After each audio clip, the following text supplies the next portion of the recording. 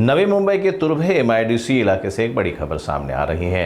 Police ने अमली पदार्थ की तस्करी करने वाले 2 आरोपियों को गिरफ्तार किया है। पुलिस को गुप्त जानकारी मिली थी कि कुछ लोग इस इलाके में गांजा बेचने की फिराक में हैं। जानकारी के आधार पर पुलिस ने जाल बिछाकर एक संदिग्ध गाड़ी को रोका और जांच में गाड़ी से 8 किलो गांजा बरामद किया गया।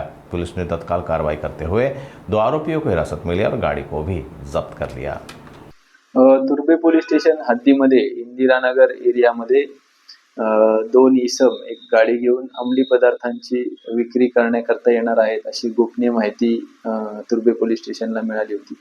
त्या अनुषंगाने तुर्भे पोलीस स्टेशनची DBची टीम त्या ठिकाणी रवाना होऊन सापळा रचून ती गाडी पकडली असता त्या गाडीमध्ये आपल्याला अंदाजे 7.5 ते 8 किलोचा गांजा आपल्याला मिळालेला आहे। तसेच त्या गाडीमध्ये 2 इसम देखील मिळालेले आहेत। सदर प्रकरणामध्ये गुन्हा दाखल करण्याचं काम तुर्भे पोलीस स्टेशन येथे चालू आहे। याच्यामध्ये साधारण 8 किलोच्या गांजाची किंमत 7.5-8 लाख रुपये, तसेच गाडीची किंमत 7.5-8 लाख रुपये, असा एकूण 15.5 लाख रुपयाचा मुद्देमाल आपण जप्त करत आहोत।